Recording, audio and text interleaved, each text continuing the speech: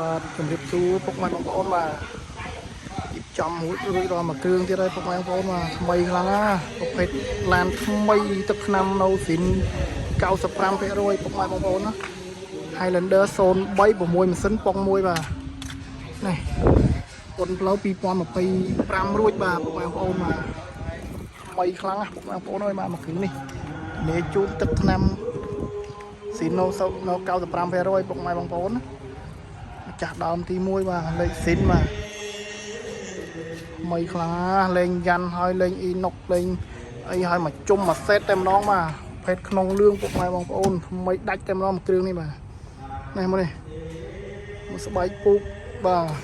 ក្លុកក្លៀតអីនៅស៊ីនមកមិនដែលស្គាល់សោមមិនដែលស្គាល់អីពុកម៉ែបងប្អូនណា03បាទ6ម៉ាស៊ីនប៉ុង1បាទញ៉ៃ Android ហើយបាទតាប់ឡូកម្រាលជើង VIP ពូកស្បែកបាទទៅនេះថ្មីដាច់តែម្ដងមួយគ្រឿងនេះបាទបាយទឹកកូនកញ្ចក់នៅមកជុំពុកម៉ែបងប្អូនបាទនេះណាថ្មីដាច់តែម្ដងបាទខ្ចៅកំពុងសម្ាំងនេះហ្នឹងពុកម៉ែបងប្អូនបាទនេះនៅកលឺហ្នឹងនោះបាយ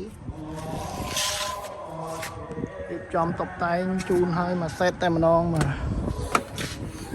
នេះគូតក្រោយក៏មានកម្រាលដែរពុកម៉ែបងប្អូនបាទនេះលៀប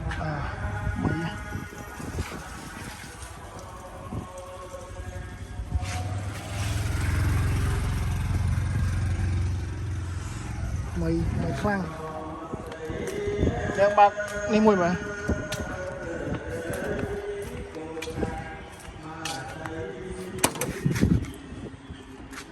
មើលប្លុកសិនតិចបងប្អូនបាទប្លុកសិនគេបងប្អូនបាទនេះតែមបាទលីកូតបាទនៅមកជុំតែម្ដងបាទអត់មានអាឡត់អត់មានដាច់ឡើយណាបាទនេះអត់ដែលប៉ះសោពុកម៉ែបងប្អូនបាទនេះមិនខ្ចៅថ្មីប្រហើណាពុកម៉ែបងប្អូនបាទខ្ចៅស៊ីនណាអត់មែនស៊ីនប្រហើណានេះខ្ចៅធ្នឹមទុំទឹកអីបាទនៅឡើងផ្លាទីនតែម្ដងពុកម៉ែបងប្អូនបាទនេះលេខកូដនេះនៅស៊ីនមកជុំតែហ្មងហើយឡានទឹកថ្នាំនៅស៊ីន 95% ពុកម៉ែបងប្អូនបាទក៏ក្រែក៏ទើឡានថ្មី6ម៉ាស៊ីនមើលថាអាហ្នឹងបងប្អូននេះមើលអាហ្នឹងមើលឆាត់